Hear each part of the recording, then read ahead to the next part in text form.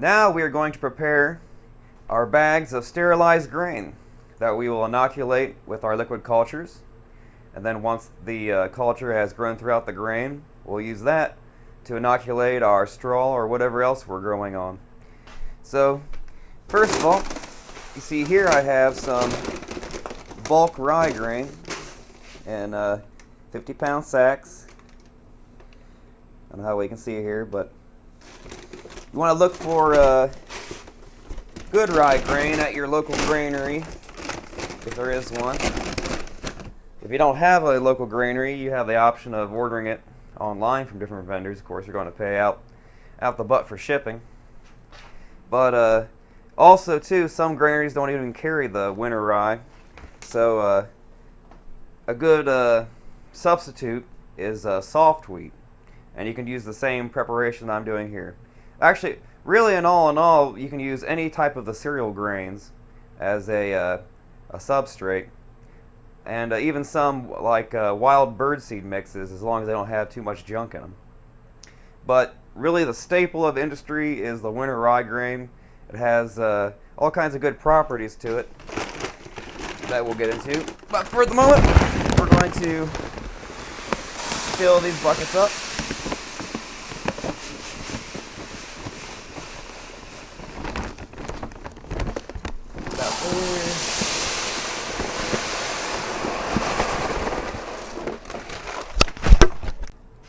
If you got a new bag of grain, and obviously it's heavy, you can use a pot to scoop it out. That's the easiest way.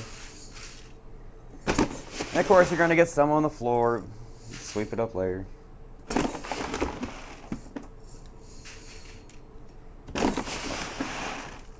Now I'm filling these buckets, you see these are 5-gallon buckets, to about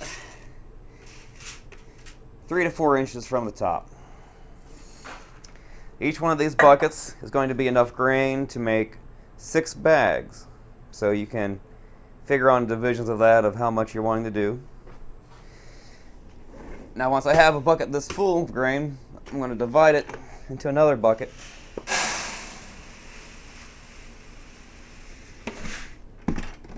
Get it equal. That's good.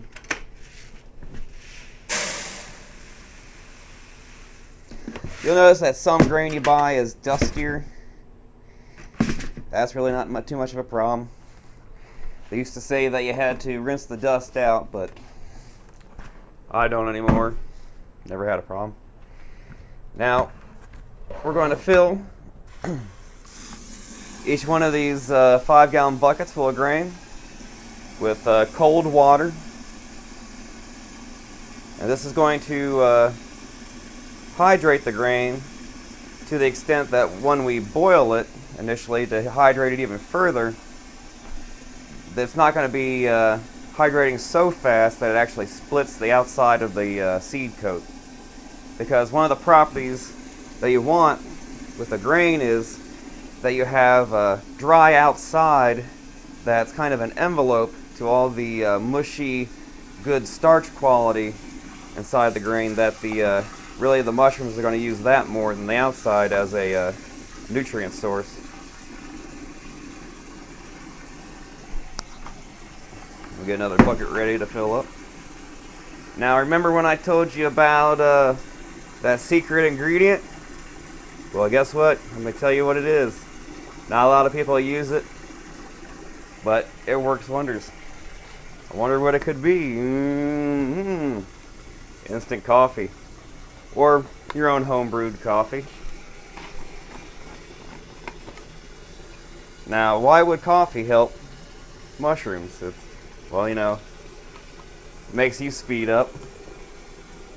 And for some reason, it makes the mushrooms speed up too.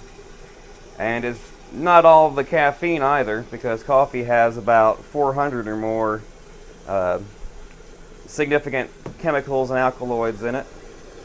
And no one really knows what exactly is going on, other than, you know, coffee has enough high nutrition itself. But we're going to fill the each bucket for about, well, till there's about 4 inches of water over it. And then for each bucket, we're going to add 10 heaping teaspoons of instant coffee. And it really doesn't matter the quality.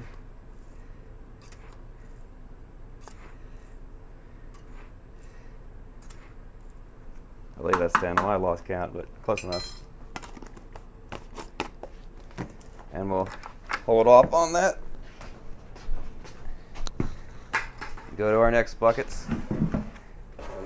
I'm going to fill all these buckets, and then we'll come back, show you what else to do.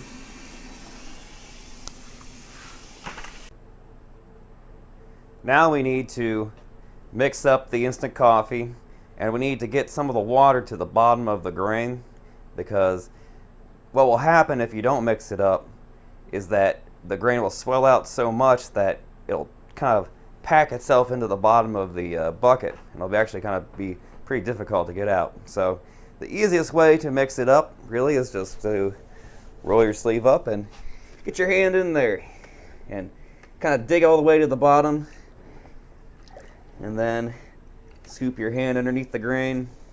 You want to keep it kind of like in a scoop shape, because you don't really want to stab at it. Otherwise, you'll tend to get pieces of grain stuck underneath your fingernail, and it starts getting uncomfortable. But I'm just going to mix up all this coffee, get the grain spaced out in the water. It's cold, but we'll deal with it.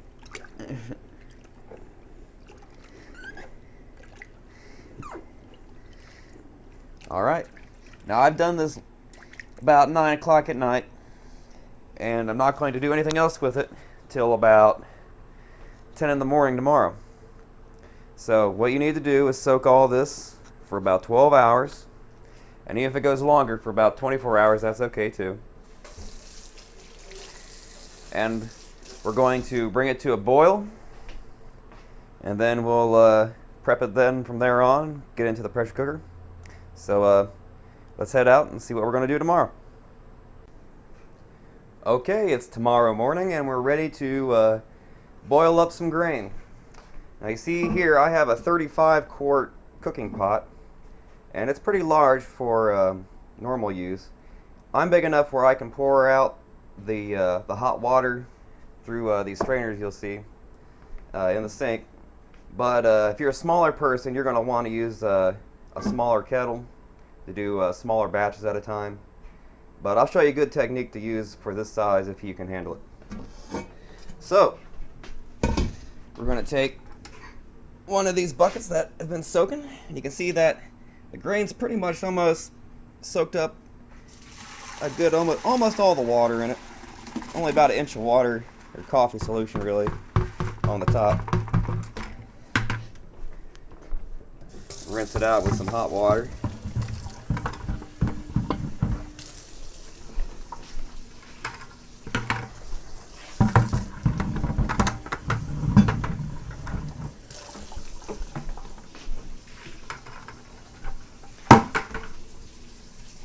And then we're going to fill it up with a little bit more, as hot water as you can get from the tap.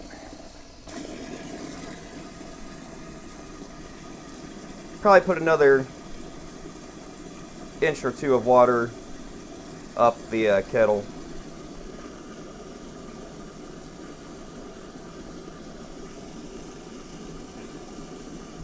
That should be good. Get our lid.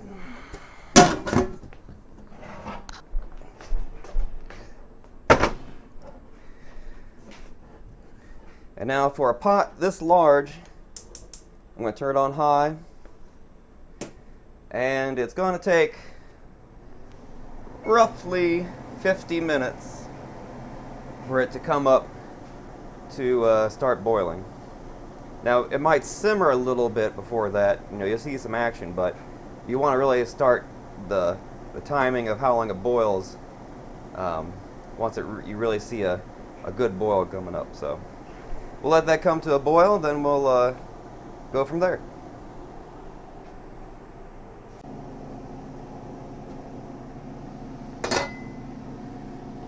Okay, you can see we have our grain starting to boil. I'm going to set a timer for 15 minutes, That'll be enough time to hydrate rye grain or wheat grain. Now when it comes to other grains like bird seed and milo and millet, they might have a harder seed coat. It's going to take a little bit longer time to get the grain hydrated to the point you want. An easy way to test to see if the grain is where you want it is to take a sample of it out with a spoon, get a couple kernels cooled off, and then give it a squish. And if the inside of it is still a bright white and still a bit hard, it's hasn't been hydrated enough. It should be a little bit of a translucent kind of colors, starchy looking, and a little bit wet. So we're going to let this go for 15 minutes. It'll come up to a hard boil. That's fine. And after 15 minutes, we're going to strain it out.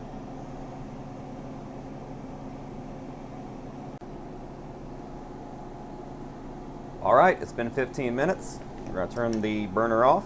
Don't forget about that.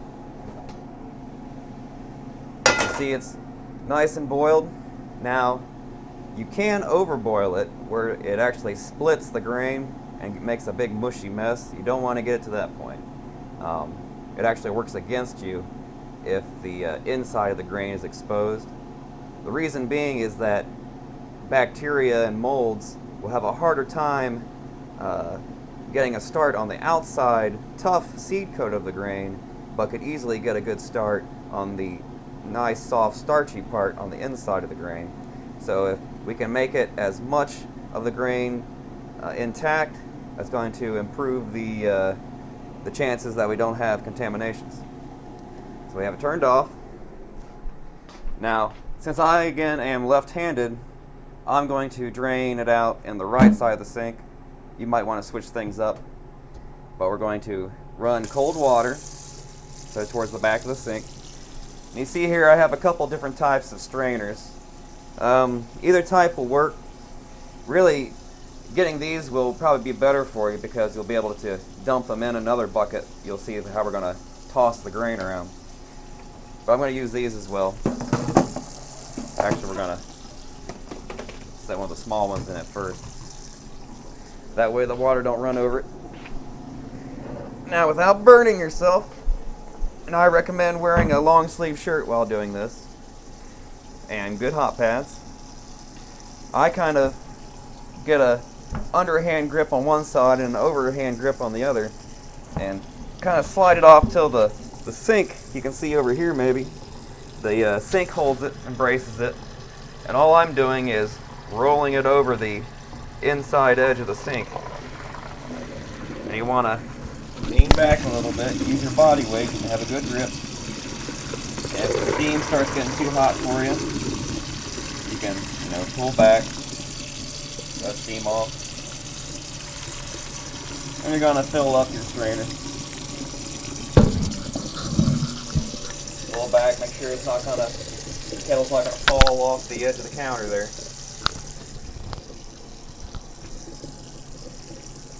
Alright, we can turn the water off now since most of the boiling water has been strained out.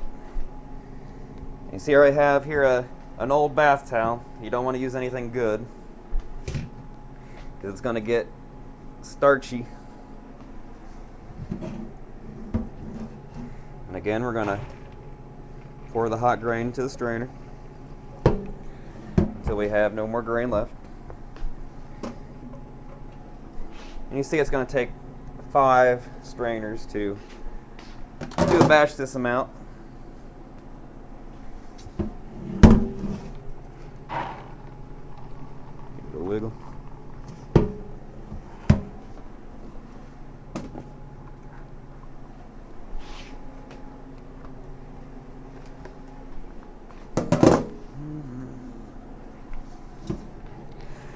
I think I actually said that 1 bucket makes 6 bags. When you divide it out into the 4 buckets, where it's a little bit less half full of grain, when you add the coffee solution,